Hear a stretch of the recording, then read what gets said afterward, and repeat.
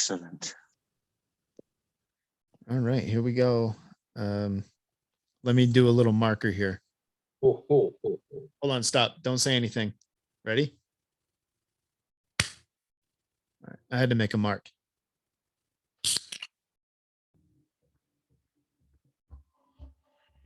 Hey, everybody. Welcome to the Supernatural Beer Bros podcast. I'm your host, Andy, and I'm joined today by Ben down San Diego way. Happy New Year's. Happy New Year's. And also my esteemed brother up in Maine with the frozen skeeters that are buried under the snow. Bah humbug. We're the little winged bastards. Not Christmas anymore, Ronnie. You can't be Ebenezer. I don't care. The Christmas season technically goes until January 9th. That's right. It's the reason why they call it the 12 days of Christmas. Yeah, what about the fact that Christmas as we know it is not anything other than a Hallmark holiday? Well, It's hey, that's something wrong. it's something to make you spend money. Yeah, it's kind of gross, which is why I also celebrate it Orthodox Christmas on January 7th. So like all the Russians and Greeks and Serbs and all those other people out there know what I'm talking about. Yep.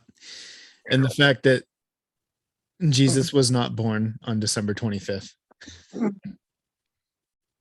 No, When was he born, Andy? I think it was like March or something, 27th or some shit like that. So I remember years ago, I read an article about an astronomer, because you can track the what do you call them? The constellations. You can track the constellations going back millennia because they're a fixed pattern, so you can just reliably track that back in time. So this one astronomer tracked. And that was called precession. Yeah, precession. Yeah. Yeah.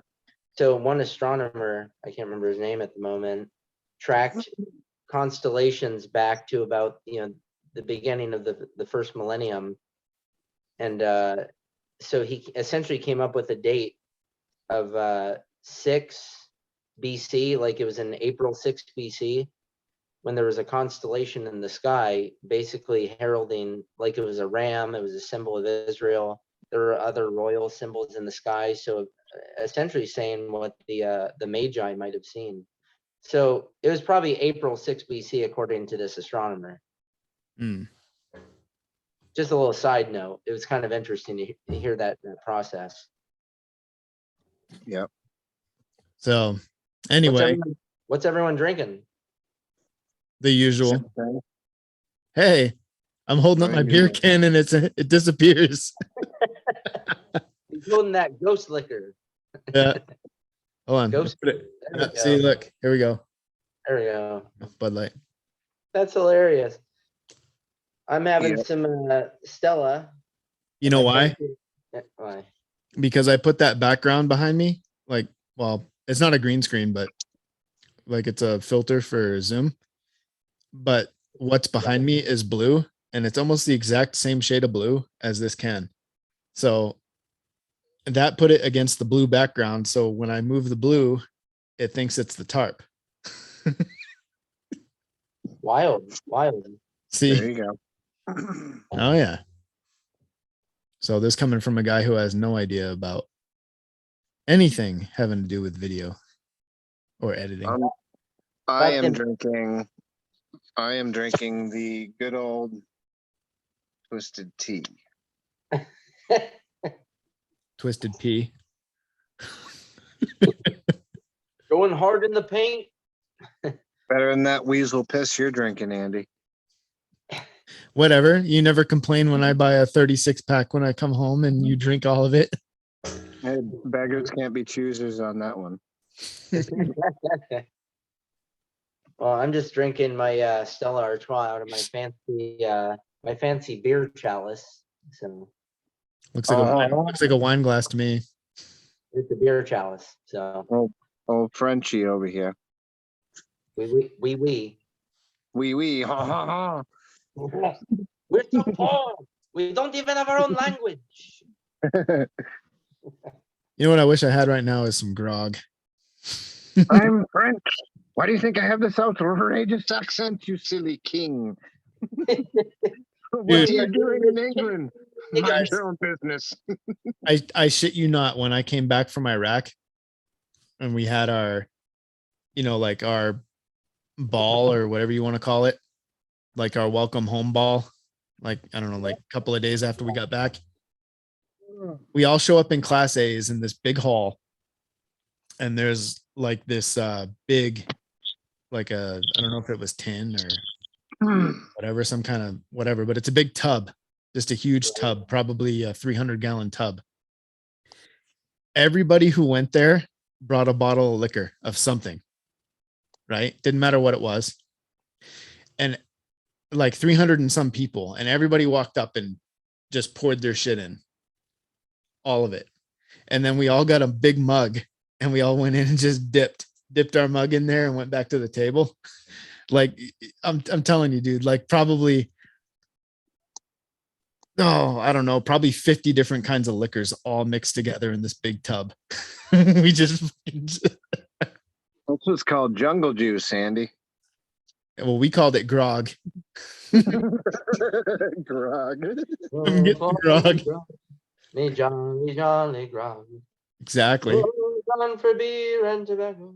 Show me the way to go home. We sang that one already.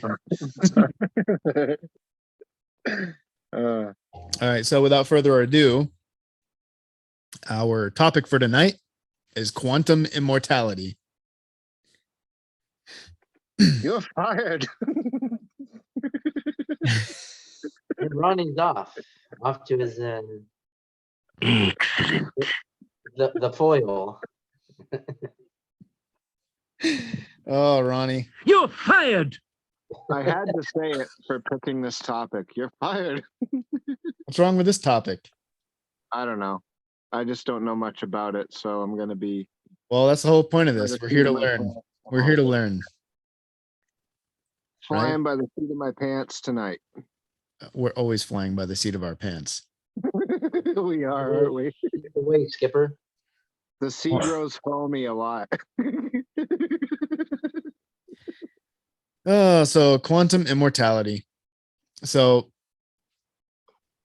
basically, is a theory brought up called quantum suicide, is a thought experiment in quantum mechanics and the philosophy of physics. It was originally claimed that it can distinguish between the Copenhagen interpretation of quantum mechanics and the many worlds interpretation of quantum mechanics. It is based on imagining oneself as the cat in the Schrodinger's cat thought Oh, the experiment. Schrodinger's cat, yeah. Yeah, pretend like you know what I'm talking about, because I have no idea. I've heard of it. I don't know what it is. Oh, yeah, Schrodinger's cat. So quantum immortality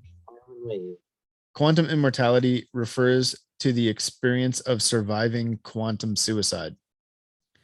The thought experiment was created by Max Tegmark. In the thought experiment, a person stands in front of a gun which fires. If it detects a subatomic particle as having an upward spin, or does not fire if the gun detects a downward spin. The gun does this repeatedly from an outside perspective. Both outcomes are equally likely. However, according to the thought experiment, if the many worlds interpretation is true, the person in front of the gun finds that the gun never fires. Even though this is very, very unlikely, in the many worlds interpretation, the gun fires in one world and does not fire in another. But the person can only continue being conscious in a world in which the gun does not fire. According to the thought experiment, such a person would find themselves to be immortal. Sounds pretty thin. Anorexic. You are gay. So this is kind of along the lines of alternate realities or alternate planes of existence. Yeah. So like, think about it. Like any time in your life where something crazy's happened to you, like you got in a friggin' gnarly car accident, or like me, you get blown up in Iraq, and you know, the only reason you survived is because you were insanely lucky that you really didn't survive. Your consciousness was just transferred into an alternate timeline that you did survive.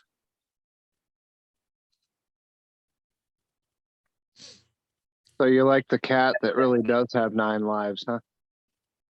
You got more than 9. You get an infinite number of lives because you're immortal. Yeah, because there's a theory starting which began in 1957 called relative state, which ultimately became known as many dash worlds. So many worlds. So basically, in many worlds, in layman's terms, there is a very large, perhaps likely infinite number of universes, and everything that could possibly have happened in our past, but then has occurred in the past of some other universe or universes. So it's like, I don't know if it's just every.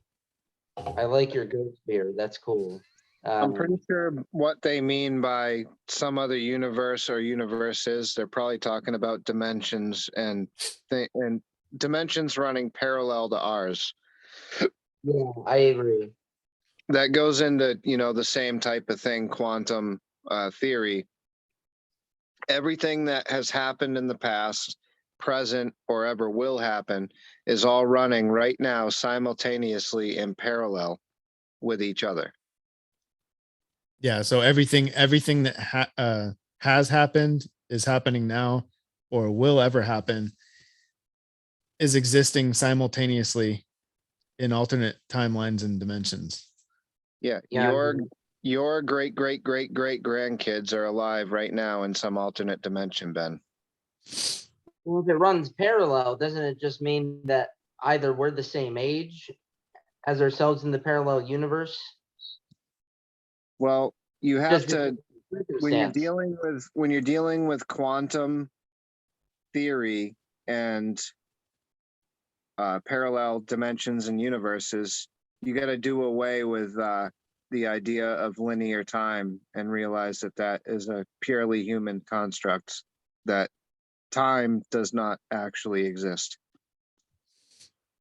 Yep. The very concept of time in a linear fashion doesn't exist outside of the human experience because we invented it. Oh no, I agree. No, I'm more of a believer in cyclical history myself. Linear is a bogus Western concept.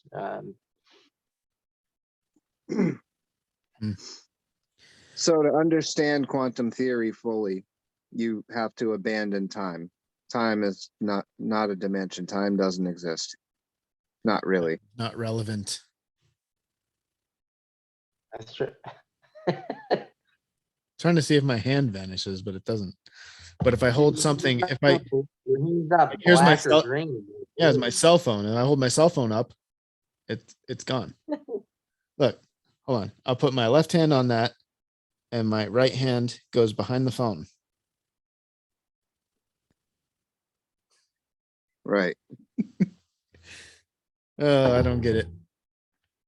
So anyway, in response to questions about whether people should generally expect to be immortal, Max Tegmark stated that is flawed reasoning because dying is not an instantaneous event, and fully dead and fully alive are not the only possible outcomes, as in the thought experiment. Rather, yeah, a vegetative state is a possible outcome too.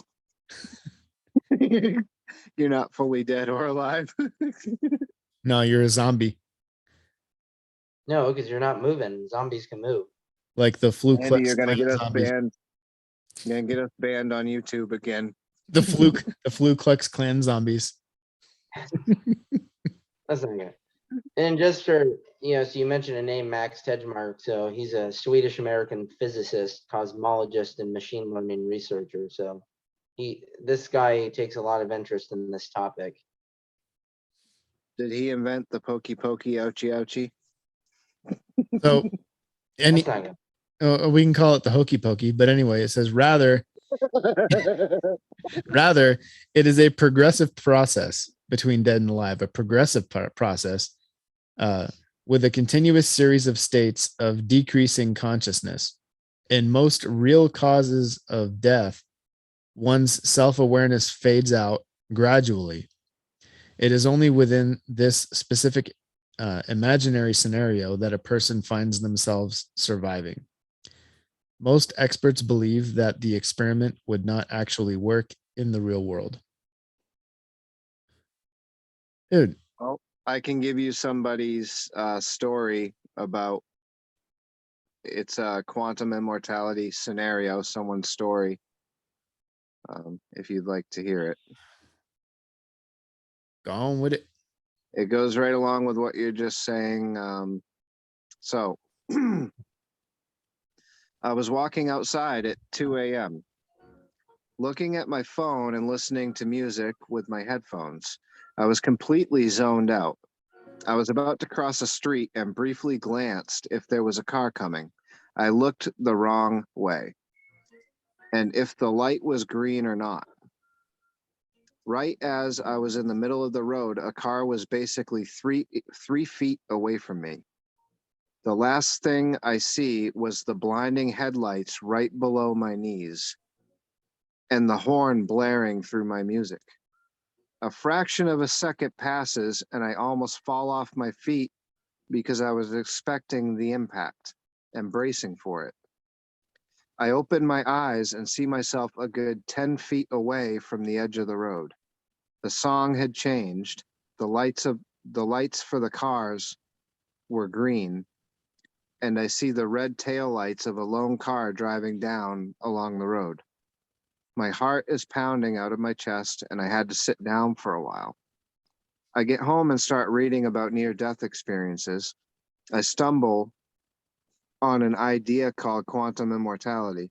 Not sure if it messed me up even more, but the idea is that if you die in one parallel universe, your consciousness still continues in the ones where you live. I was more heartbroken about the thought of my mother having to bury me in my original universe than I was about my own death.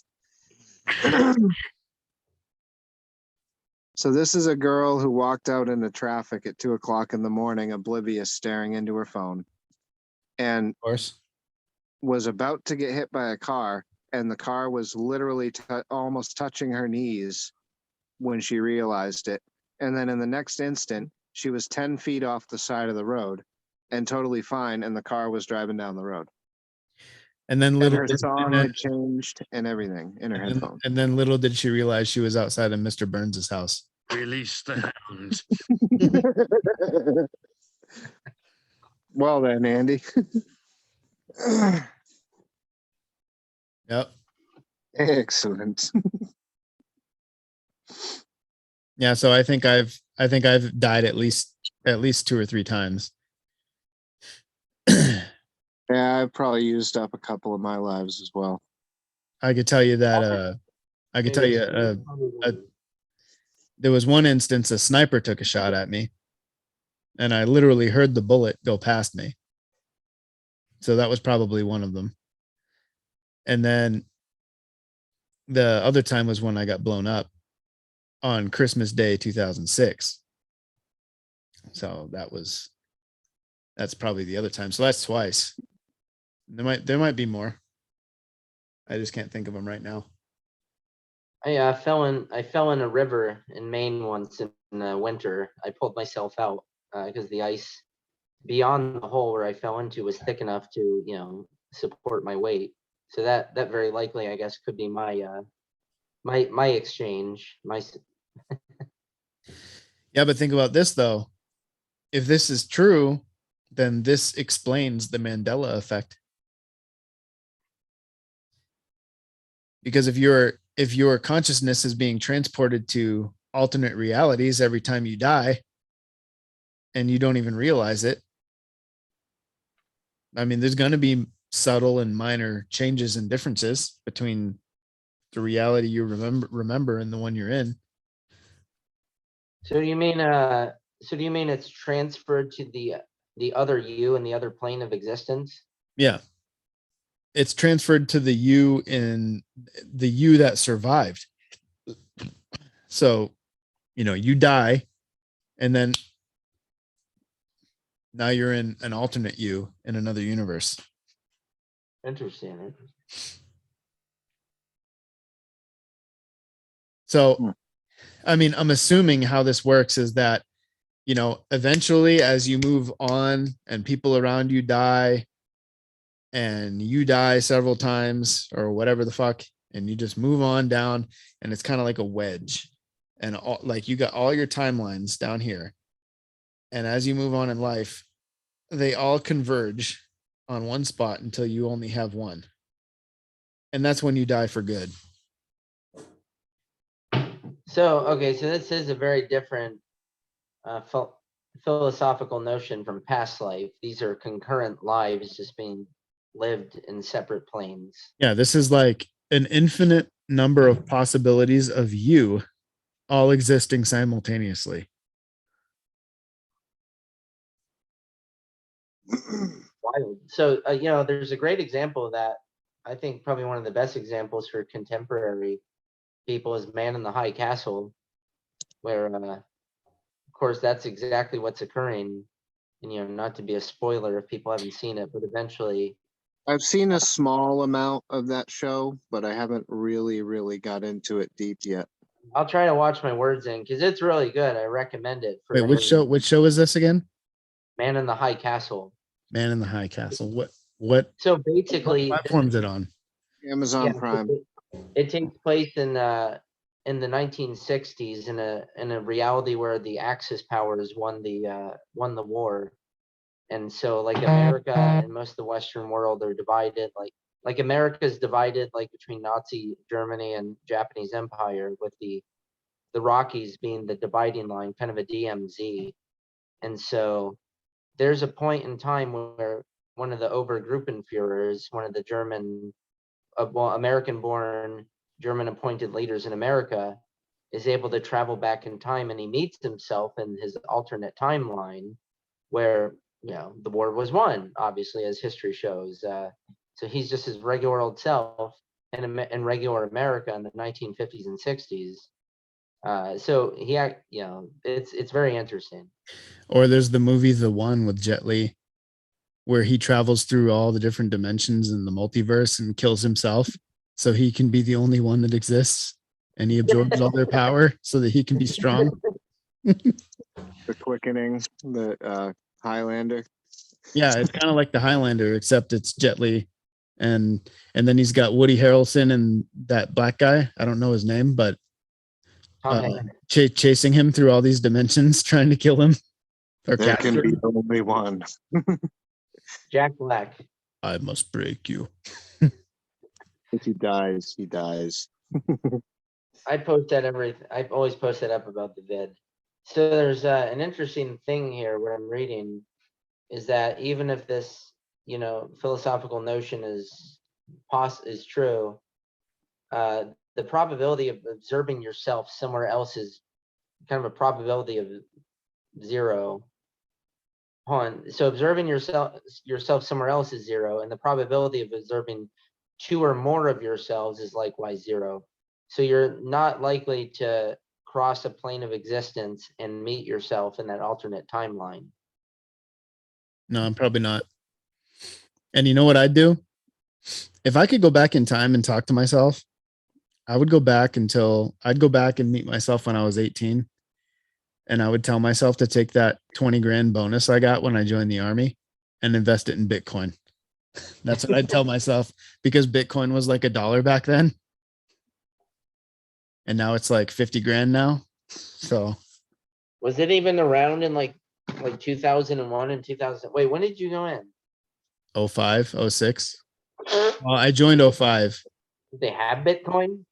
I think Bitcoin started out around what, 07, 08? Yeah, something like that. 07, 08. That's when I started hearing about it.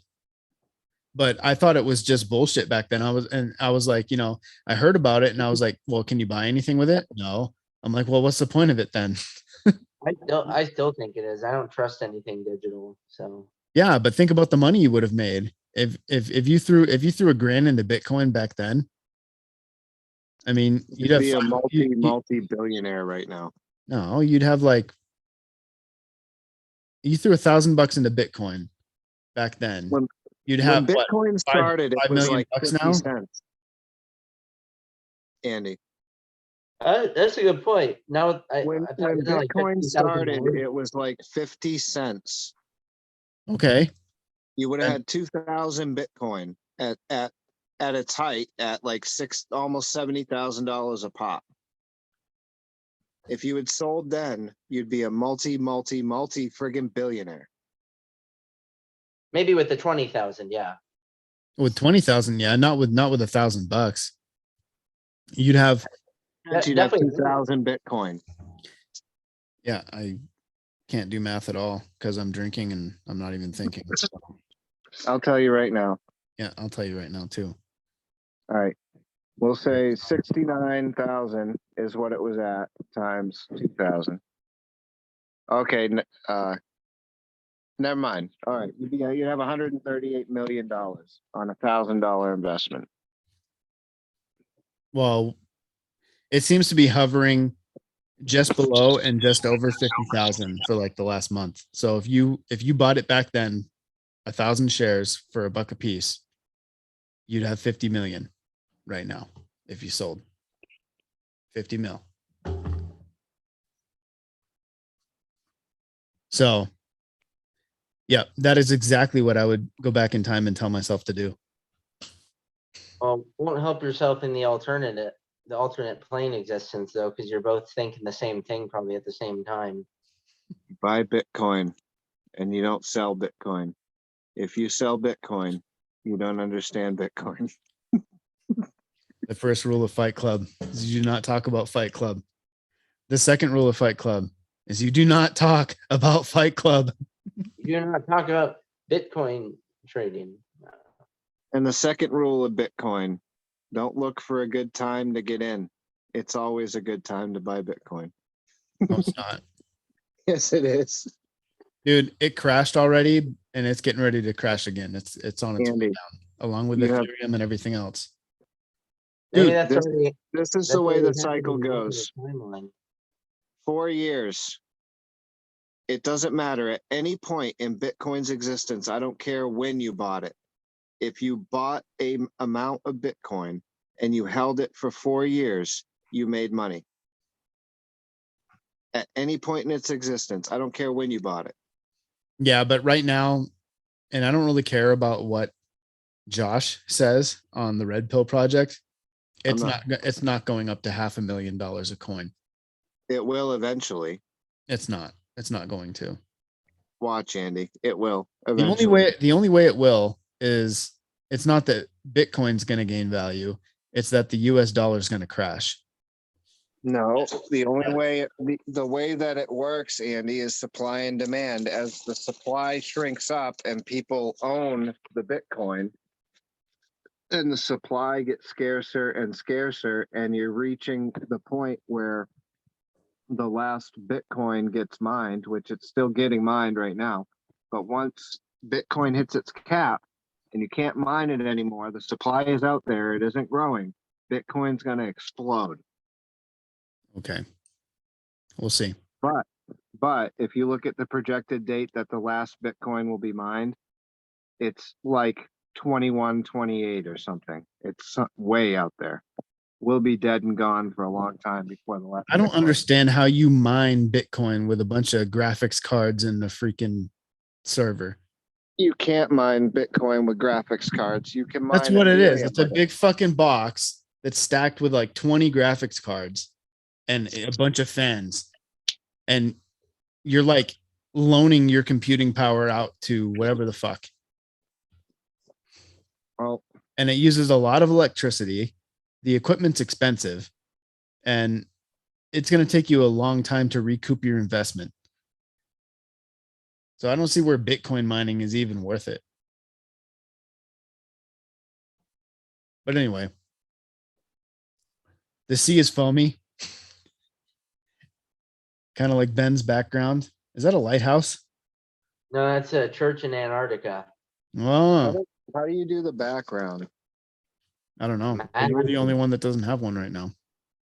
He has a working class background. Oh, okay. I think I see what it is. He has a peasant background. Background. Yeah, I'm in Antarctica right now. That's a You're holy. fired. Ronnie's fired. How'd you guys get these backgrounds? I don't know how he did his. I added a picture to mine. So Mm. I don't know how to do that. I just this is a pre-programmed background on Zoom, and I just turned it on. I don't have pre-programmed backgrounds. You just click on your picture. Like click on your picture, and there should be like a little options button on your screen where it shows you, and you click on it, and it should have an option there to add a background. All I see is a little camera with stars on it. It says background none. I click that, right? But it only gives me the option for a blur, a color, or to select an image. Probably select an image because that's what Ben did. Yeah, but then I got to find an image in my picture gallery. Oh, You're fired. Anyway. you're an asshole. No, no, no, no.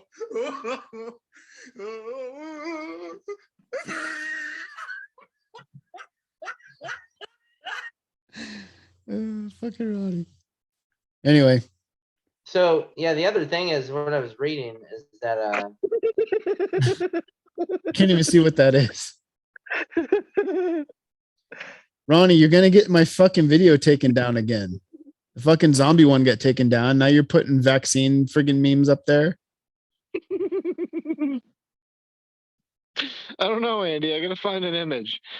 Well, considering 90% of the thousands of images on your phone are all fucking memes, I don't know. Just forget it. Forget it, dude. No, how do I get? You're gonna get us banned. I'm trying to change the image, but every time I push image, it just puts that one back on. Fuck. Just don't push image anymore. We'll stick with your bedroom. Ronnie, stop. All right, I can't post this video because we're gonna get it banned. We're gonna get our YouTube channel banned. Ronnie, you're killing me. All right. I think I'm done with this page. How about?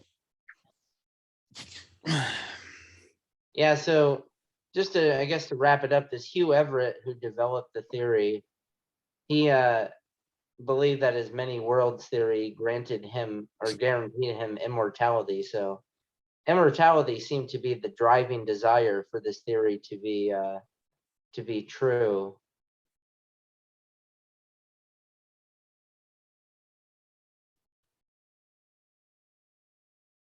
Ben? Oh, you're done? Yeah. Why does he keep turn the image off, man? Turn it off, Ronnie. You fucking asshole. Boot him if you want. I think I'm gonna fucking boot. I'm gonna turn this video off. Oh, no. There, I turned his video off. Fuck you. Fuck it to you. Yeah, so we're Oh, I briefly. can't start the video because the host disabled it. What'd you say, Ronnie? I tried turning the video back on. It says you can't because the host disabled your video. Yeah, maybe they won't ban my video now because I kicked you off. He banned me. I got canceled. See, cancel culture has reached Andy now. I don't want every friggin' episode getting taken down, Ronnie. We're Hey, gonna I lose can't our help channel. I can't help it if my sperm is going to be the next Bitcoin. Yeah. I don't have to worry about that either. Yeah, I'm gonna miss out on that too. That's part of my 10-year retirement plan because I'm retiring in 10 years.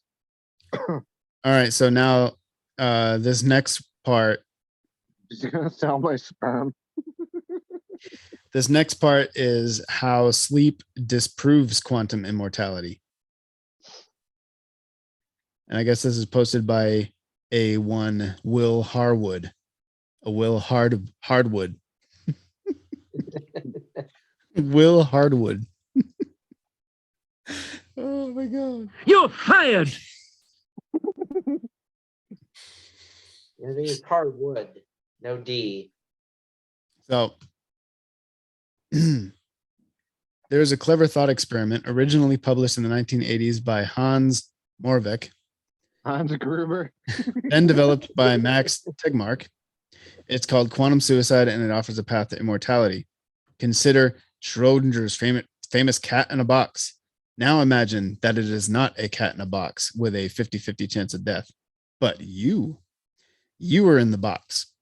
There is a button next to the box, which, if pressed by an observer, will trigger an event inside the box with a 50% chance of killing you. Let's say that the button is pressed more than once. In fact, let's say that an observer presses it 100 times.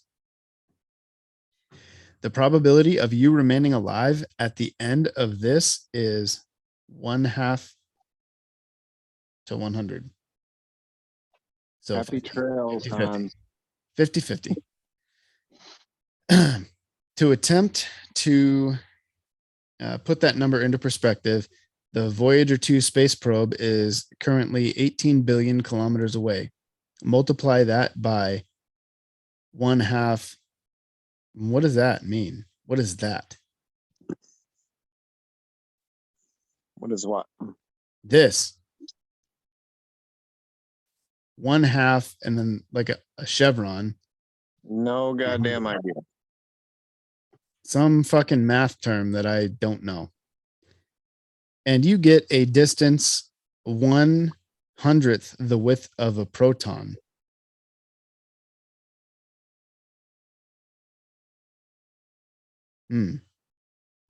Okay. You are very, very unlikely to still be alive. And indeed, you should certainly be dead. If the Copenhagen interpretation of quantum mechanics is true, there is one universe, and it is a universe in which you have the same approximate chance of being alive as you have of winning 4 national lotteries in a row. There is another interpretation. There's another interpretation of quantum mechanics, many worlds. In this interpretation, the entire universe doubles itself at every choice. So you are dead in one universe and alive in another. If after 100 iterations of the experiment, you find yourself alive, you can be pretty damn certain that the many worlds interpretation is correct. How certain? Imagine if you flipped a coin 100 times and it came up heads every one. As certain as you would be that the coin is biased or has 2 heads. Of course, this is the point of the thought experiment. You would not be able to convince anyone else of this fact, though. An observer would always find it more likely that something is wrong with the experimental apparatus and will ask for another few tries. One of something is wrong with you. So one of which would, from their perspective, probably kill you. Remember, for the observer, each try genuinely has a 50% chance of killing you. Try again 10 times, and you have a less than 1% chance of survival.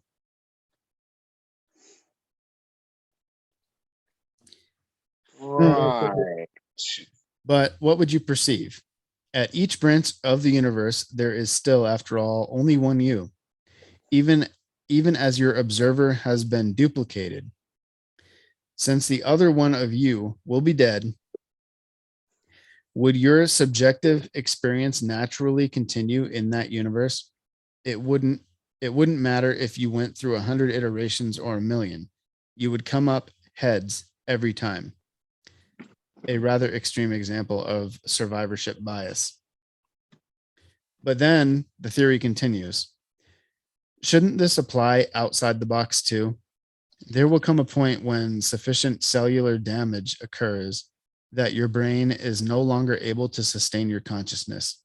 Yet, in one universe, a unit of decay will happen, and in another universe, it won't. In one universe, you will be dead. In another, you will continue for one more instant. And again and again. Your survival might appear less and less tenable. But so long as there is an infinitesimal chance of it being extended for another moment, you will continue. Subjectively, you are immortal. This is quantum immortality. And yet you are immortal in a horrible way. Gulliver, in his travels, meets the Lugnagians. Lugnagians. Yep. Every so often, a Lugnagian is born with a red ring on their forehead. And this is a great sadness. They are called the Struldbrugs, and they are immortal, yet they still age. They get older forever. One could say, so why don't we see 1,000-year-old, 10,000-year-old people? We wouldn't. The vast majority of universes would not contain them. We are talking about the tiny sliver of space between fantastically unlikely and impossible. We could each be a Struldberg, and if we were, we would be the only one in all our universe. The idea has, happily, should we think, been attacked. If many worlds hypothesis is wrong, and it would be difficult to think of a less parsimonious idea, then quantum immortality cannot happen. Even if it is true, dying is not a single event that can be avoided or not. It's a path that gets ever narrower. Like I said earlier, you start down here with all your timelines, bunch of them, and they merge and merge and they come together. And eventually you end up here. And there's only one outcome. You're gone. It's one of the one certainties in life. Mm-hmm. You pay taxes and you die. Yep. That's what I was hearing that person's article, that reminds me that I was just reading something where it's like, you're not sharing your multiverse with your universe with someone else. Like everyone else has their own separate existence in their own universe. So that does sound like a very lonely world. It's totally subjective. Yeah, but what about those instances where somebody else's choices affect your universe? Like the choice that I made to start a podcast, and then your choice to join me. Has that affected your universe? Like, let's like, that's still not going to impact me, but like my decision to for Teresa to marry me and follow me around in my Navy career, like I think it's something like that where it's a very direct impact on someone's daily existence. How did she put up with you?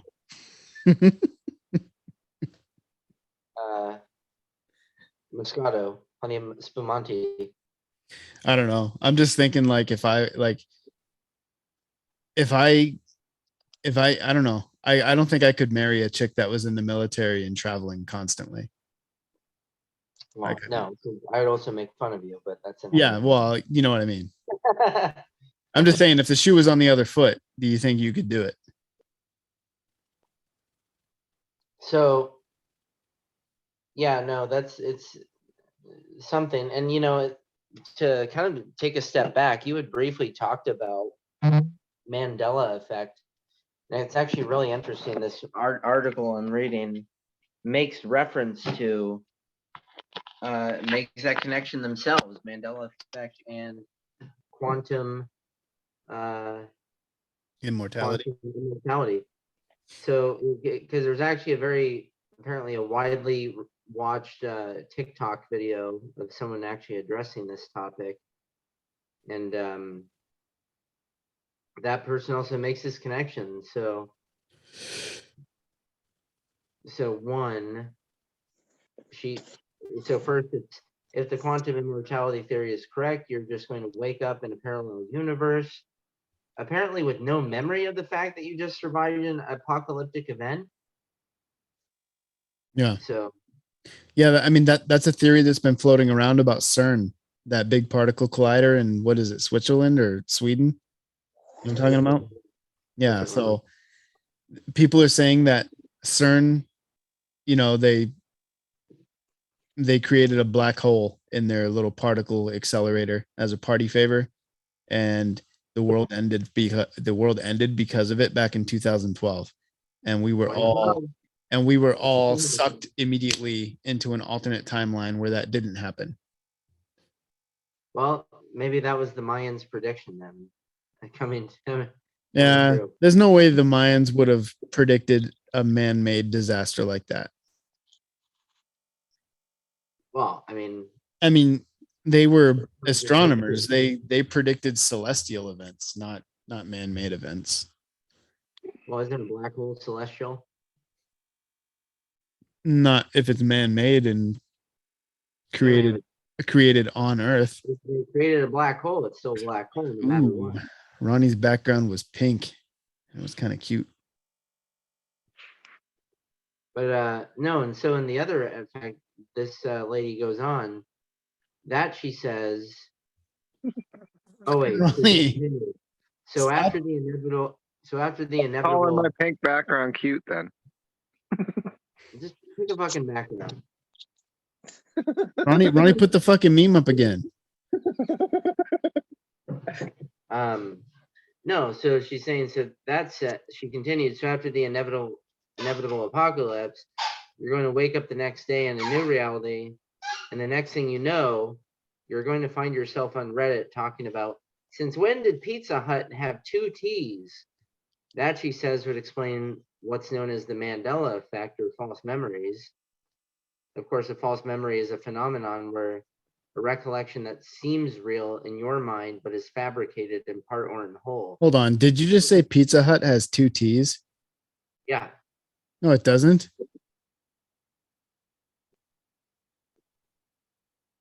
Well, Does it?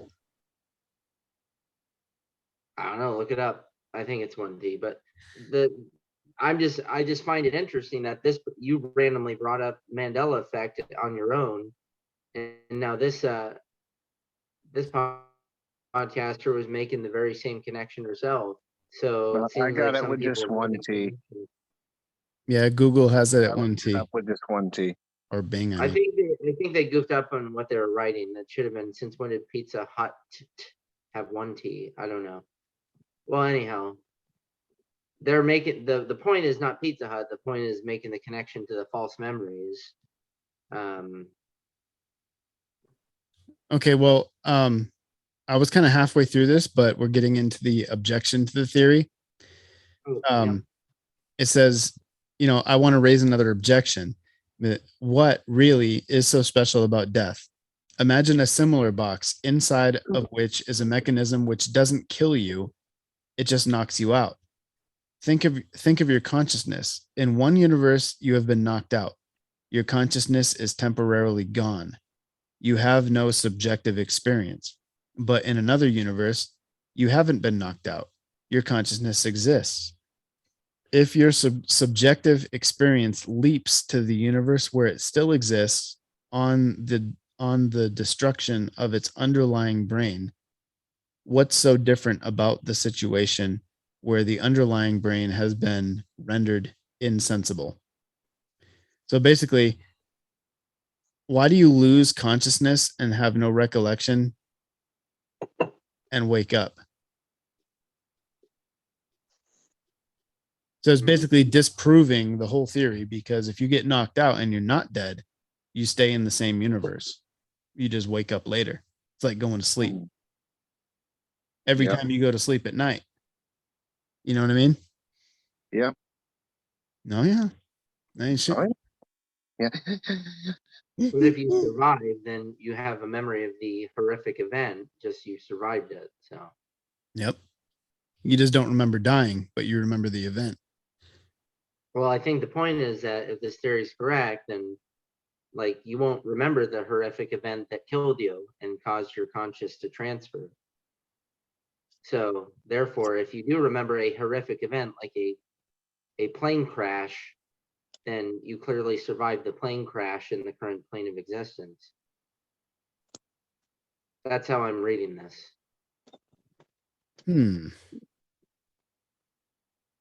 This makes me much bolder when it comes to fighting the Chinese when they invade. Because no matter what happens, I'll just be transferred to a timeline The forever. where the bullet did not hit me in the chest or the head. Or maybe it didn't hit me at all. But in every one of those timelines that I escaped, I was dead. All the People's Liberation Army would have to do is broadcast people's incorrect pronouns. I know, right? And then the liberals would be running down the street going, oh, God, they called me a he, and I'm really a she, but I got a penis. My name is they. I'm a woodland elf. My name is they and them. My personal pronouns is Smith and Wesson. There's trouble in paradise next door. From the neighbors next door. Screaming at each other, having a New Year's fight. Oh, there's New Year's. Yeah, I'm sure they're drunk, most likely. Having a New Year's fight, screaming. I hear banging, everything. Good times. Just as God intended. Show up. Oh, yeah. They ain't shitting you. There's nothing to do in Maine in the winter except like smack around your old lady and do drugs. Yep. Ronnie, everybody. Ronnie. You know what I do? I do what civilized people do. We get off work. We go home and we drink. That's what separates us from the animals. Yeah, we drown our sorrows in the bottom of a bottle. He's like, you know what normal people do when they get pissed off? He's like, easy. They just go home and they drink. That just separates us from the animals. Who is this philosopher?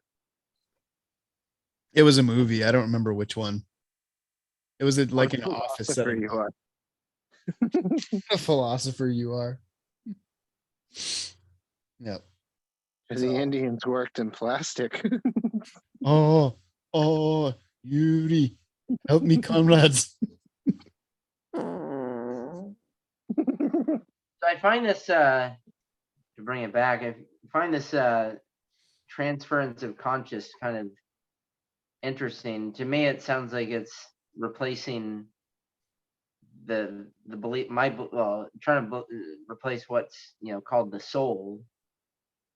So I don't know if that's like some philosophers attempt to replace the soul with consciousness, but well, in that movie that I was telling you about earlier, the one with Jet Li, there's a finite number of universes called the multiverse, and I don't remember how many there are. There's like 120 something of them or whatever. Now you exist, like you exist in each one of those universes, but there's only one soul, the power of one soul divided between all of you. So there's 120 of you and you all share one soul.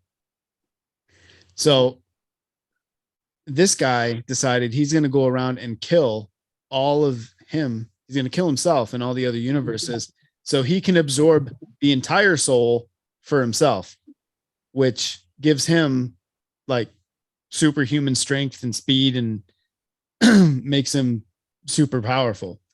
But maybe it's something like that where your Anyone soul else hear that Betty White slipped out of our reality and went to an alternate reality today? Yeah, probably, if this theory is correct. No, she did. She passed away today. Or the timelines all converged. That's a possibility too. They may have. She's like 100 years old almost. So then you move from this theory into the theory of reincarnation.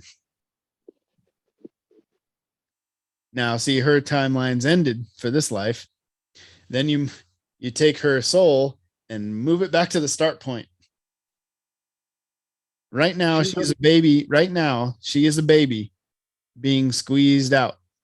Right now, She's old enough where in her very young life, she could very, very possibly could have met Civil War veterans, for Christ's sake.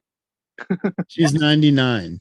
She did not meet Civil War veterans. Yeah, she Well, definitely could she have. would have been born in like 1920. There were plenty of Civil War veterans alive in 1920. Yeah, she very well could have. I believe that. But Because her parents probably would have taken her to parades, and there still would have been some old fogies. she was an army nurse or something, wasn't she? Back in the day, I think. I think I seen a picture of her in an old female army uniform, the skirt and all that. She would have been the right age to be of some service somewhere in World War II, maybe Korea. Yeah, she would have been in her 20s. Something like that. But anyway, rest in peace, Betty White. You were a treasure to our culture. So, Can you play taps? If I could, I would. Hang on. Let me see what I can do here. Let's play taps for Betty White. Yeah. 2021's a raggedy bitch. It took Betty White on the very last day.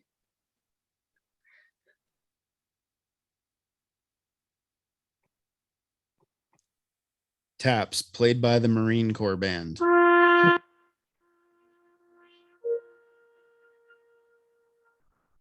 It's for you, Betty White.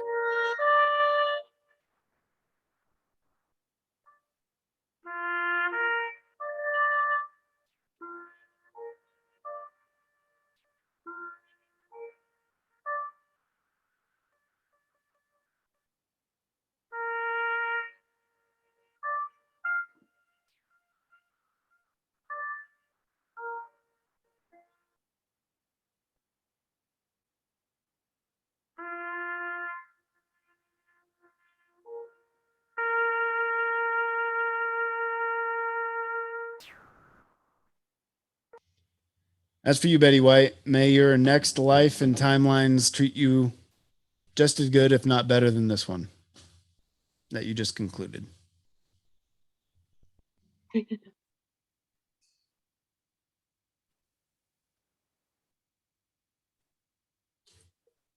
All right. So what's next, fellas? All right, so what's our opinion about this philosophical theory? All right, we'll start with Ronnie. Thin, average, or obese?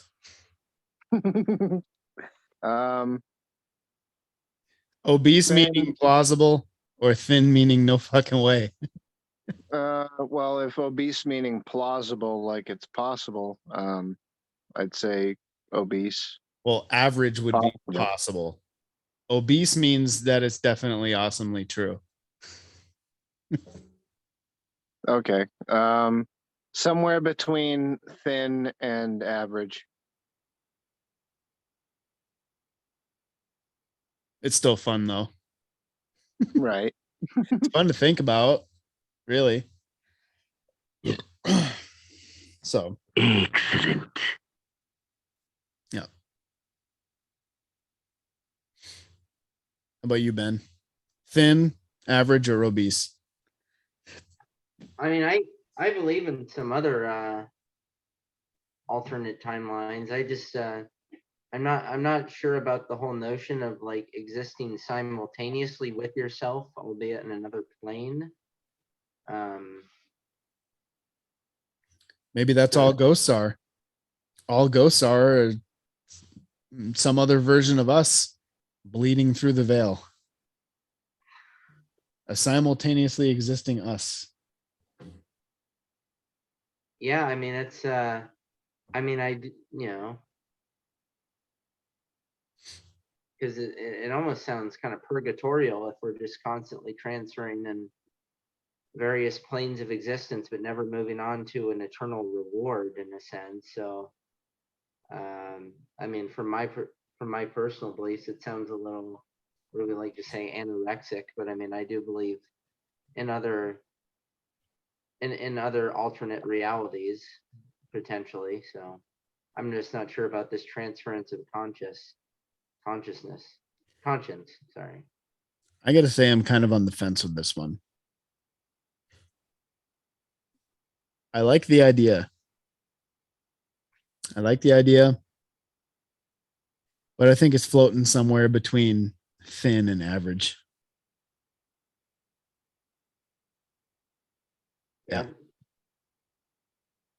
Yeah. On a scale of 1 to 10, 10 being it's definitely true, and 1 being it there's no fucking way, I give it about a 3.5 to a 4. Yeah, I mean, I don't blame the guy who came up with the theory, because I think it is kind It's a of, good theory. well, because it seems to be based on his desire for immortality, which honestly is just nothing but a continuation of all the other theories of the past. I mean, the Fountain of Youth in Florida, which Yeah, the Spaniards on their quest for that. but It's another if fountain of you're youth.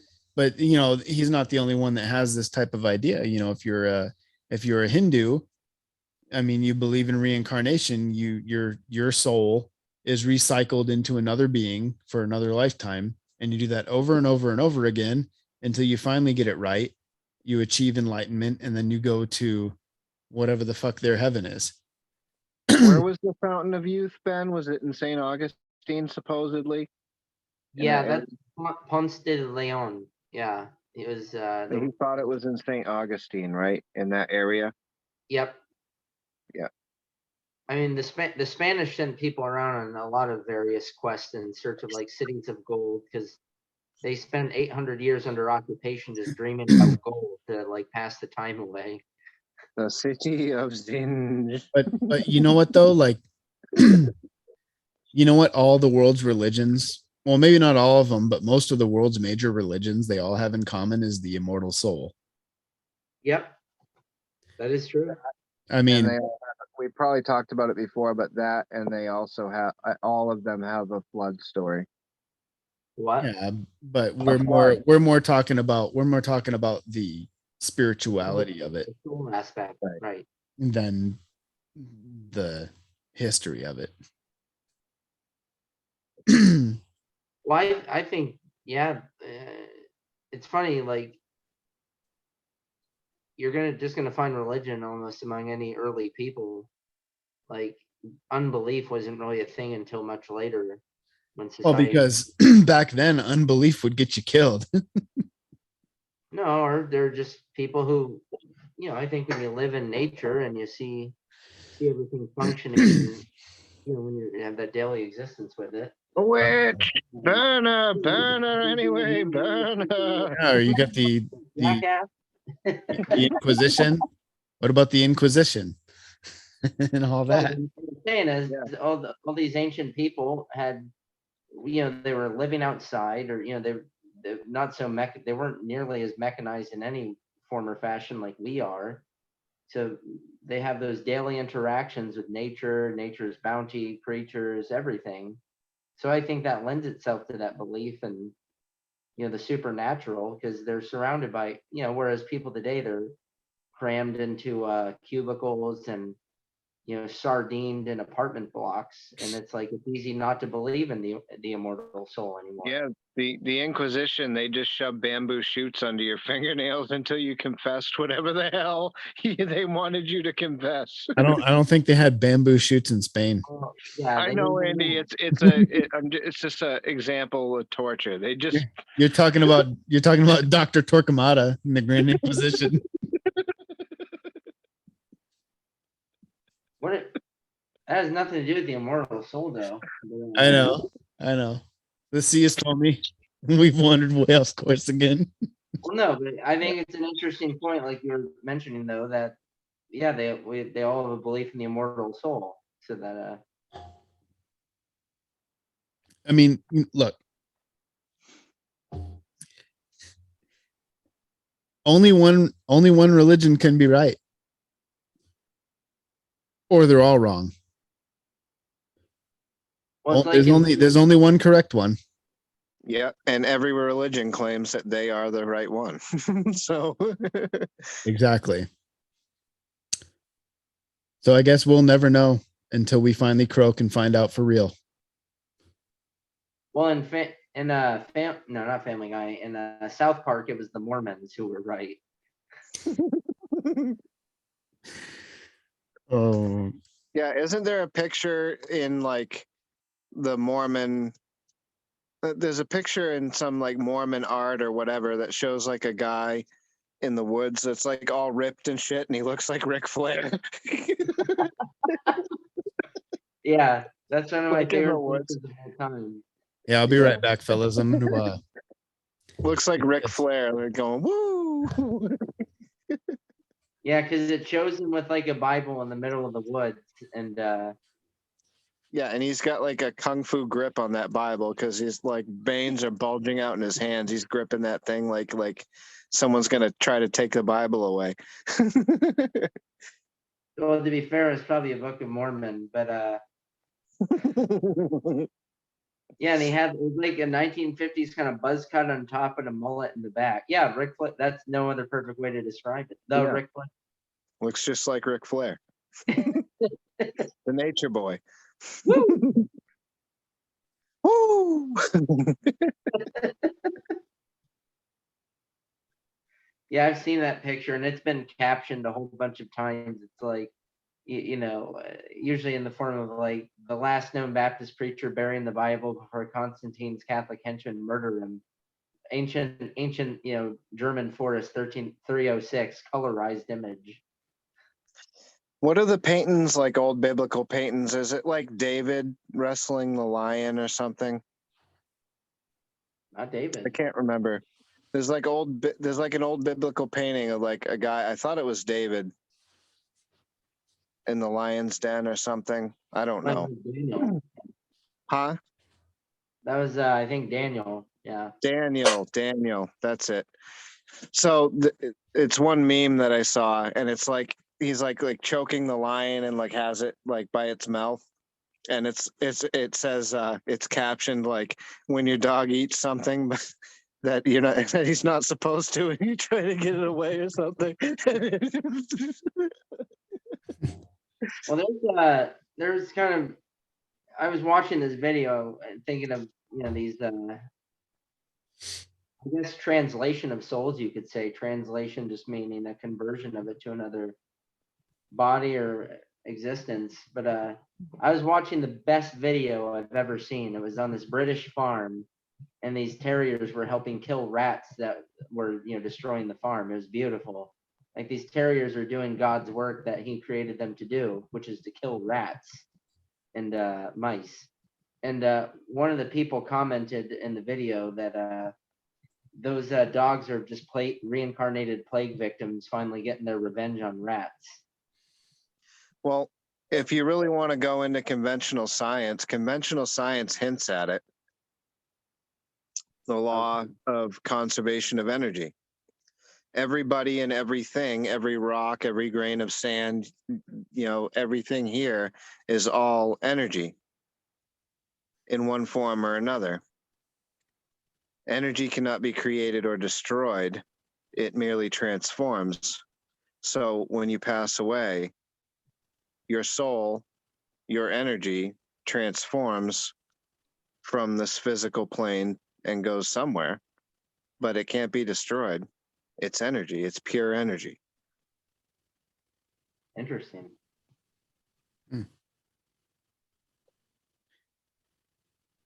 Oh. Yeah, there's another thing I kind of related to this. It's because there was a discussion at one point of people talking about how maybe you've met someone in your life or people that you've met in your life, and you don't know them, like you have a personal history, but there's just something about them that gives you pause, or it's like you might either almost know that you like them or ostensibly know that you dislike them, maybe even hate them, and you don't know why. It's just something sort of almost innate.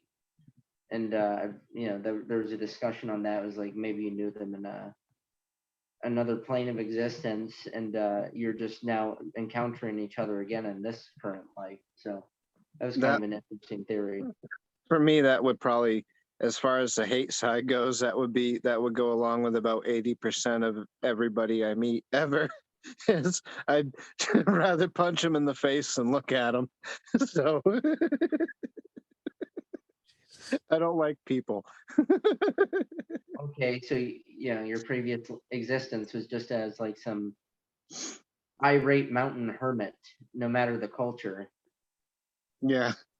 Was it shut in or whatever? How do you say "get off my land" in High German? Oh man. How does it work? I don't know. Consult the Book of Armaments. Armaments, chapter 1, verses 9 through 24. Domine, donade requiem. He's like, first thou shalt pull out thy holy pin, then thou shalt count to 3, no more, no less. 3 shall be the number of the counting, and the number of the counting shall be 3. First thou shalt count to 1, then thou count thou 2, excepting that thou then shalt proceed to 3. 5 is right out. After reaching 3, 3 being the number be reached, lobbeth thy holy hand grenade towards thy fair, who being not in my sight shall snuff it. Amen. Amen.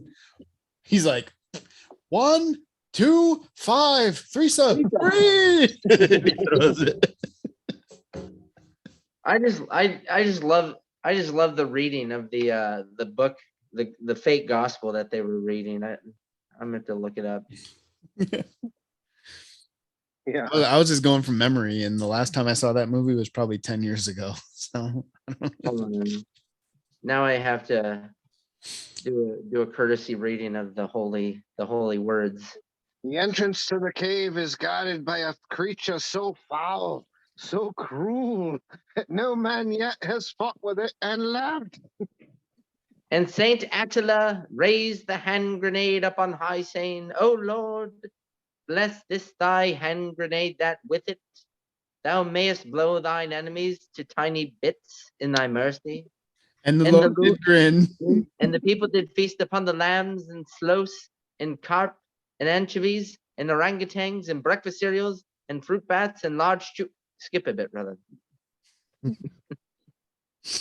Yep. That's a great movie. My God. I gotta watch that again. It's been a while. It's a classic. Well, that's probably one of the movies we were quoting around the campfire. So Yeah. I gotta watch Braveheart. the life of Brian again go too. away, boy, before you feel the back of my hand. Go home with your boy before you fall the back of my hand. On your wall. So on this 31st day of December, the year of our Lord 2021, this great New Year's Eve, on the Supernatural Beer Bros podcast. Broadcast from the People's Republic of California. And the People's Republic of Maine. Yep, because Maine's not quite as commie as California, but it's getting there. They drank the Kool-Aid. It's going downhill pretty fast. Well, that's the second. Hey, that should be our first political podcast is about realignment of states. How about the convention of states or secession? Well, I think secession is inevitable. Convention of States I've been reading. Sorry, and here we just go onto the foamy seas of irrelevancy, the USS Irrelevancy. But no, Convention of States I hear is a trap. Cue Admiral Akbar, because they were talking about how this one guy who's really passionate about Convention of States, like, wrote an article about rewriting the Second Amendment and the First Amendment to be very strict and limiting compared to what it is now. So I think Convention of States is probably a trap. But I don't know how it would be a trap, though, because it's really the only other way to amend the Constitution. Yeah, well, Well, the thing, think what Ben is saying is that if they get the convention of states and get it called, Trojan horse, and then the that- Republicans would be bribed because Republicans are spineless. And I say this as a conservative independent because that's what I am now. Republicans would fold like a cheap suit, and they, because they wouldn't want to offend someone. So no, it's a trap. Is there already a constitutional party or a constitutionalist party? There is a Constitution Party. Yeah, that's actually my party. So Well, check it. I'll send you the link later. But whatever party that is, that's the party I'm part of now. No, So but, the convention of states would not be limited to the reason that they called it, meaning to remove the corrupt federal government and reinstate a new government. No, they would do that, but they would also amend the Constitution in ways that the convention of states was not intended to be for what it was called for. They would Yeah, do things that were not on the agenda. no, it's dangerous. And I mean, this country with a few minor roadblocks has always been on a path of increasing government Well, centralization. I mean, even if amendments to the Constitution passed in DC, they still need, what is it, 35 states to ratify it to make it official, right? So I think it's 35 either It's 35 states, I think, to ratify it. it's 3/4 of the states, or I think it can either be of the Senate or of the states. But it's 3/4 of the states. But for each state to ratify it, it has to get through the state's legislature and be signed by the governor in each state. And the But here it chances of is. that happening are damn near zero at this Our right point. to we have the right to abolish the federal government by the we do, Declaration but- of Independence. The Well, Declaration of Independence, and and it's not going to be for verbatim because I don't have it in front of me, but it talks about the inalienable rights, life, liberty, pursuit of happiness, and the right of the people to abolish any government that becomes belligerent and destructive to those ends. Well, and fun enough. Actually, I think this would be a great first topic for us. We've gone So way foamy. Who cares? We're at the end. If they stick around, it's their fault. But no, look, and actually, this is a great topic where it's talking about the Constitution was actually the first secessionist document in the new American regime, because those states that formed that drafted. What about the Federalist Papers? No, those were just to argue in favor of the Constitution. What I mean is the Constitution was formed, drafted, and ratified, that's the word I'm looking for, by states that seceded from the Articles of Confederation, the governing document, and joined together under the Constitution. So the Constitution was actually a secessionist document in a way. You think we should have stayed under the Articles of Confederation? Now I do. We should go back to it. Yeah, maybe. Because centralization is going to be the death of all of us. I mean, I can see why it's appealing, especially in an age where, like, corporations love centralist authority. Some countries are looking to China as a model of success now under a centralist tyranny. Well, as long as we as long as we make it clear in those original documents that everybody is equal and not just a certain class or group. You know what I mean? Centralization is the road to tyranny. Right. Well, yeah, I mean, we just need a sufficiently specific constitution. That's all. Yeah. Like, exactly. because Here in this the founders country, made it ambiguous, so it would be sort of a living document in a sense. That's why it's not like hard language. Like, But second here's the thing, though, we don't want a living document. We want an ironclad fucking. well, that's what I'm talking about. It's These a are the state. limitations of government, and if you don't like it, fuck you. see, people when they hear the word tyranny, they think of King George, the Mad King, like friggin' just they think of it being violently tyrannical, and just because this country hasn't gone violent yet, they think that tyranny isn't here. But trust me, tyranny is alive and well in this country at this point. Oh, I mean, yeah, tyranny is not necessarily violent. So No, but people, when you say the word tyranny, what's the first thing that comes to mind? They think about, the tyrannical King George, and they think about, you know, dictators and things like that. And they don't think, because we have an elected government, that, all these people sitting in Washington aren't, trampling your rights like a centralized tyrannical leader would. But, okay, so there's just more of them trampling your rights. That it's not just one person. Well, Benjamin Martin said it the Damn best. it, I was just gonna say that. He said, Go ahead. he said, I was thinking that would tell me, why should I trade one tyrant 3,000 miles away for 3,000 tyrants 1 mile away? here, harumph, harumph, harumph. I didn't get a harumph out of that guy. Give the governor a harumph. Harumph. I'm watching your ass. I took you to be a man of principle. I have children. I don't have the luxury of principles. Damn, ain't that the truth? Well, as long as I can find somewhere safe to stash my kids, I'll go on my convictions and principles. Wars aren't only fought by childless men. I will not fight. And because I will not fight, I will not cast a vote that will send others to fight in my stead. 4 and I had too much Madeira. Madeira. That was a very popular dinner drink during the Revolutionary era, Madeira. Oh, 11:59. Oh, New yes. Year is here. You know what, Ben? I just bought 20 Whoa. pounds. I just bought 20 pounds of flour. I think I'm going to make some hardtack. Yeah. Oh, there it is. 12 o'clock. Happy New Year's. Whoa. So Happy New Year in Maine. he's in the future. He's in Whoa. 2022. Me and Ben are still I'm hanging out here in the broadcasting cool from 2021. 2022. Hey, Ronnie, let me know if they turn the 5G on there before they turn it on here. I wouldn't know, because I won't be one of them that are dropping because they did.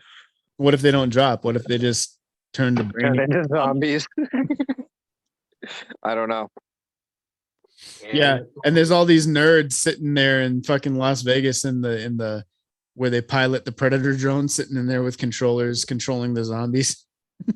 People are lighting off fireworks everywhere now. That's how I knew. I was like, Fuck's oh, it's sake. 12 already?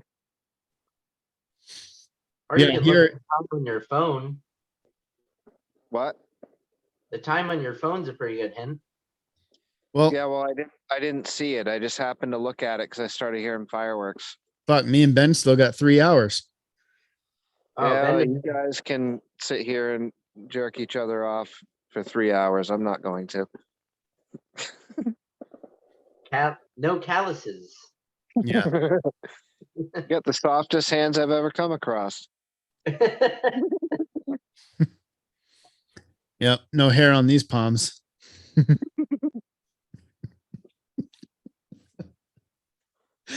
Anyways, yep. So It's foamy. really On funny. our field, we don't know where we are anymore. Okay, so well, I mean, since it is officially 2022 in Maine, I think we can reflect on the year, this last year of, well, the first year of our podcast here. The total shit show of that was 2021. Yeah. No, well, I mean, it's always going to be a shit show, but it's still fun. And that's why I do it, because I have a good time doing this. Yep. But we're having fun. So anyway, in the last year since episode 1, we've had a total of 524 downloads, which is nothing. Most people get more than that in a week, in a day. I wouldn't say most. Well, I mean, the big podcasts, you know, like yeah, even some of the smaller ones get more than that. But I mean, We've had how many downloads in a year? 524, and it hasn't been a full year yet. How many watches have we had? That's what it is, 524. Oh, okay. So that's how many Well, downloads aren't the same. total across all the videos? Yeah, I think we've done, what have we done? 22. We've done 22 episodes. This one right now is 23. So today we got 6 downloads. In the last week we've had 16, and we've had 5 new listeners in the last 7 days. Hey, picking up steam, Andy. How many of those 5 are going to continue to listen? Who knows? But there's still billions more where they came from. So No, they choose, yeah. they Good. choose not to continue, If you- then that's fine. If you choose not to continue, good riddance. You weren't meant for this anyway. Yeah, it's definitely not for everybody. Go forth and fear no darkness. Actually, Ronnie, you said we're picking up steam. Actually, we've been slowing down the last few weeks. Yeah, it I'd sounds say about the last month, we've our views have been in the shits. We haven't really gotten much at all. This is actually one of the better weeks that we've had. I mean, for almost like 3 or 4 months there, we were getting 30 to 40 views a week. Everyone grew their feelings and their puffy nipples and ran off. Possibly. But anyway, our best performing episode, well, not best performing, but the most views is still the first episode, Gray Spacemen. Yep. And the second is Personal Creepy Experiences. That's episode 6. Nice. And right after that, followed closely with the tied up with Creepy Experiences, is episode 4, our Memorial Day episode, which me, you, and Ben did. nice. Memorial Day. That was a good episode. I had fun doing that one. Yeah, it was a good one. So let's see here. All time update. Going to the map now. Almost the entire continent of North America is covered with yellow. We've got listeners in Hawaii, all over California, Las Vegas, Seattle. We got Tulsa, Oklahoma. We got a couple other cities in Oklahoma. We got Corpus Christi. We got Spring, Texas. We got Fort Lauderdale, Miami. We got Maine going all the way down the East Coast. We got Ohio. We got listeners all over there. Then we move over to friggin' Europe. We got Portugal. We got England. Like the entire island of England is lit up. You got Ireland. We got Germany. We got Italy, including Rome. And we got the east and west coast of Australia. Free So- Australia. Sorry, Aussies. In Rome. So what's with the Vatican's watching our thing and spying on us? You know what? For you Aussies out there, good on you. You guys need to take your country back. I kind of feel bad for you guys. Makes me want to traffic guns. Right. Just make sure to cut that part out. I'm Looks not like cutting it out. Australia could use a little freedom. I never said I would traffic guns. I said it makes me want to traffic guns. Ooh, wordplay. Exactly. Yeah, because I bet about 90% of that country right now wishes they had them and they'd pay anything for them. Maybe we should dedicate our first political podcast to the liberation of Australia. We ought to write a book, kind of akin to the Guns of the South. Only people go to Australia right before all the shit went down and give them guns. Jesus. Yep. Good day, Nate. Have you ever heard of an AR-15? Let me educate you. What the hell? Make sure to strap this C4 to the wallaby and send it on its way hopping. Ben, how did you change your background picture? Because I can't get mine to change. I'm outside right now. What filter? You're not outside. That's a filter. I can see it. You're fading in and out of it. How'd you change it? Damn, he's good. I'll tell you once we stop recording because it's weird to like go over these details unless he's gonna cut all this out. Damn it. Hold on, yeah, because you slide over and you can see all 3 of our things, right? See how you see all 3? So click on yours. Yeah. Then you go, there should be 3 dots at the bottom right-hand corner that says more. Okay. And then you see background and filters. Aha. And then click the white cross in the black field, and it should pull up all your photos. Awesome. Cool.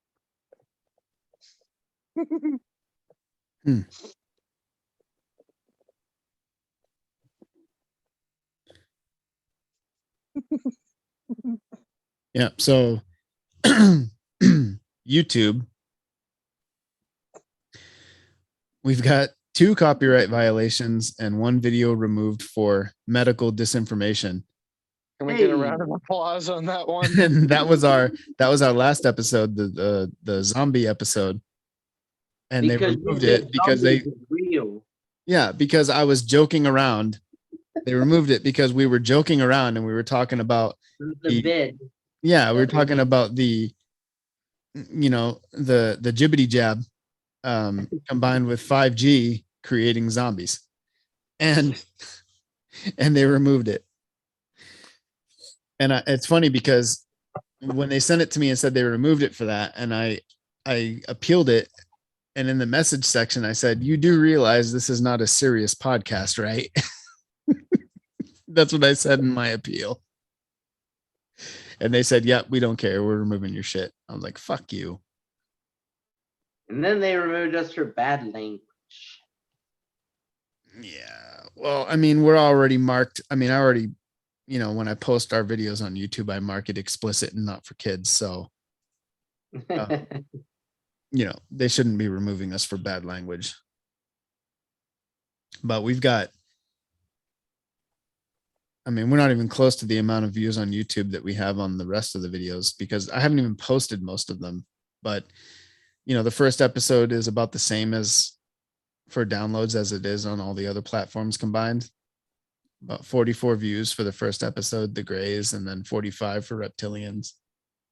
And then we got 2 views for Florida Man, which is funny because there was only 1 view, or no, there were no views for the longest time. Hey, And Andy. Demonic Look at my- Possession is 5 views. Friggin' Project Looking Glass is 12 views. The Mandela Effect is 25 views, and The Moon is 3 views. And the zombie episode is gone, so we'll never know. Andy, look at my background now. Hang on, I'm not even on there. The Germans encircling the 101st Airborne at Bastogne. General Patton standing behind him. Nuts. He's like, "We're gonna grab those filthy Hun bastards by the nose and kick them in the ass."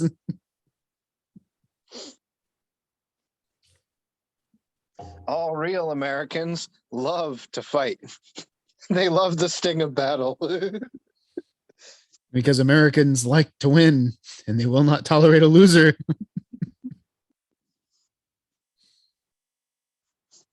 Because the very thought of losing is hateful. It's hateful. Yep. You know what? And it started with our generation, the millennials. Being taught that it's okay to lose.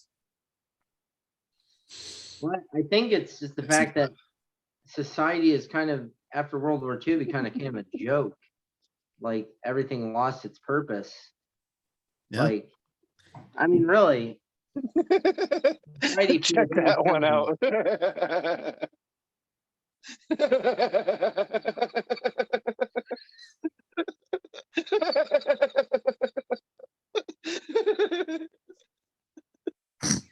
Oh my God.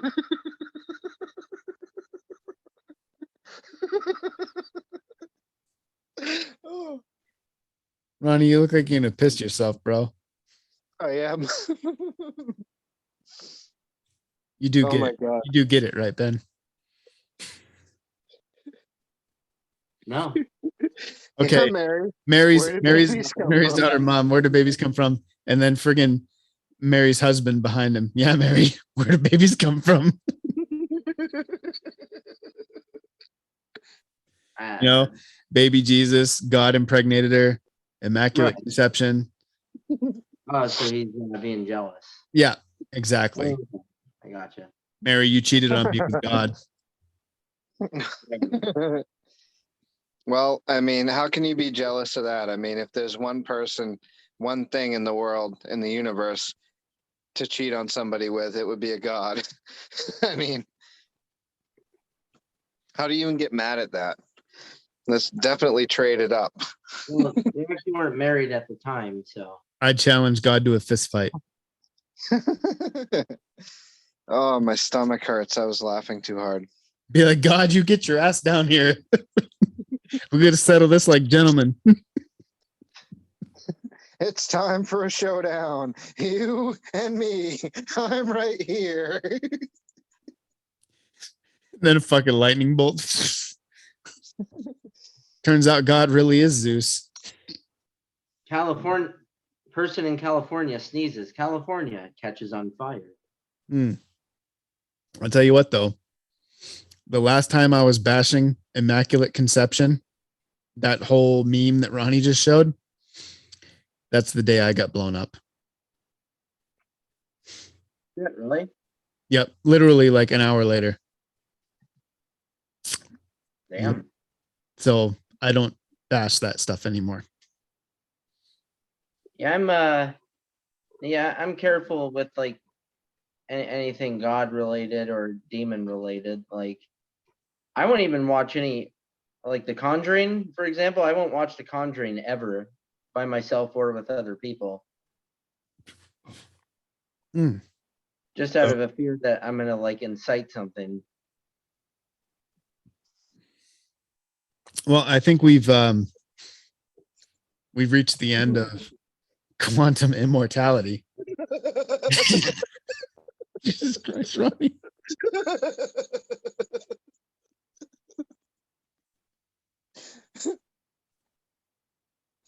You know what? Half of the meme is cut off. What is the bottom? Not the short one, but the one by the Python. What does that say? Only problem. It just says the only problem. Oh, Black Snake Moan. so that mean your wiener hangs out below your pant leg on the shorts? Absolutely. Okay, whatever. Elephant trunk. Baby's arm holding an apple. Right.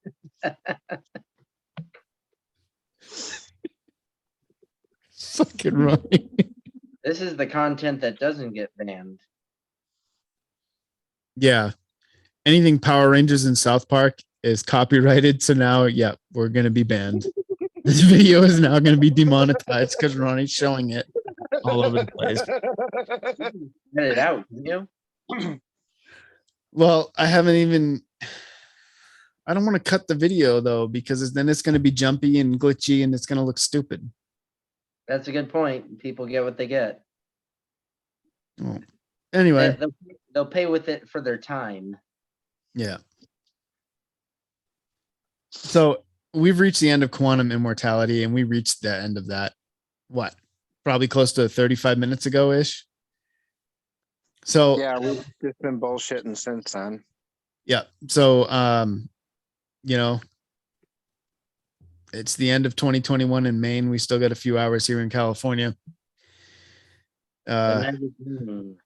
Good riddance to 2021. Hopefully 2022 will be better, but I have my doubts. I think hopefully we'll see a good capitalist wave in 2022 and not a communist wave. But yeah. So happy New Year's, everybody. New Year's, you filthy animal.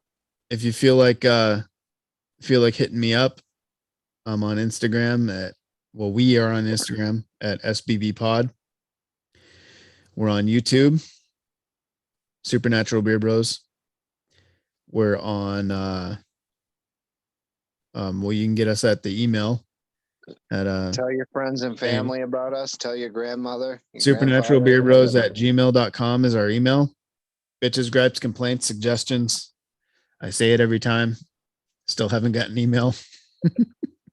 I guess no one has any complaints. We're just perfect. Either that or nobody's really listening. They listen to 10 or 15 minutes and they're like, fuck these guys, they're Right, idiots. right. It's probably This is more unlistenable. likely, that the majority of people just don't give a shit, or they think we're retarded. So You're fired. That's what they're saying about 5 minutes into our podcast. Well, they just don't know how to have fun. That's their problem. Yeah. So, yeah, we're the coolest guys you'll ever meet. And isn't that bad for you? everybody who does listen and has, consistently listened, which I'm sure there aren't very many of you, but those of you who have, thank you for listening to us. And Let me supporting us rephrase in that. way. We're the coolest guys that you'll never meet, because I don't associate with plebes. To the couple of people, and you know who you are, who have commented on at least one of our YouTube videos, thank you. That supports us. Sort of. Give me moral support. And You are gay. Self-worth is based on the likes I receive on social media. yeah, I mean, how else are you supposed to gauge how good you're doing? You are gay. Anyway, so this has I'm been surprised you haven't been banned from YouTube for gay jokes, playing that 4 times an episode. I guess nobody's reported it for that, or nobody's listened long enough to hear the first one. I don't know. And some of them, it comes out right in the beginning. So, I mean, Yeah. So, anyways, this has been the Supernatural Beer Bros podcast, episode 23, Quantum Immortality. Andy, Ronnie, and Ben, we are signing out. Happy New Year's.